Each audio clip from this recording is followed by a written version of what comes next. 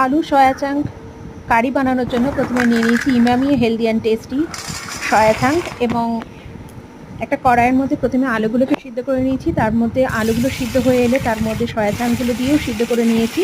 তারপর কড়াইতে তেল দিয়ে সয়া চাঙ্কগুলো খুব ভালোভাবে ভেজে নেওয়ার পরে আবার তেল দেবো, সর্ষের তেল দিয়ে তার মধ্যে রসুন বাটা, তেজপাতা আর শুকনো লঙ্কা দিয়ে ভেজে নেবো। তারপরে পেঁয়াজ দিয়ে ভালো করে ভেজে নেবো।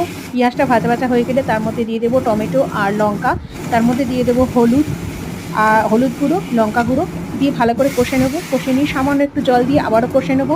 নিয়ে তার থেকে তেল ছাড়লে ওই সেদ্ধ করা সয়া চাঙ্কগুলোকে দিয়ে দেবো। দিয়ে ভালো করে নাড়াচাড়া করে তার মধ্যে দিয়ে দেবো আদা দিয়ে ভালো করে আবার কষে নেবো। কষে নেওয়ার পরে আলুগুলোকে ঢেলে দেবো, দিয়ে ভালোভাবে কষে নেবো। কষা হয়ে গেলে তার মধ্যে জল দিয়ে দেবো। জল দিয়ে গরম জল দেবো। গরম জল দিয়ে ভালো করে ফুটিয়ে নেব এবং তার মধ্যে স্বাদ মতো নুন এবং একটু চিনি দিয়ে দেবো আর দিয়ে দেবো গরম মশলা। তাহলেই আমাদের রেডি আলু সয়া চাঙ্ক কারি। ভাতের সাথে, গরম ভাতের সাথে দিই, দারুণ লাগবে। রেসিপিটা ভালো লাগলে সাবস্ক্রাইব করবেন চ্যানেলটি এবং একটা লাইক দিয়ে যাবেন। Thank you.